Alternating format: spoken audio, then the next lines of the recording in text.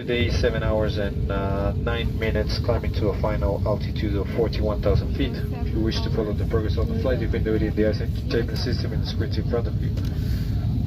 Weather is good, except just 1 hour before we land we might expect some bumps.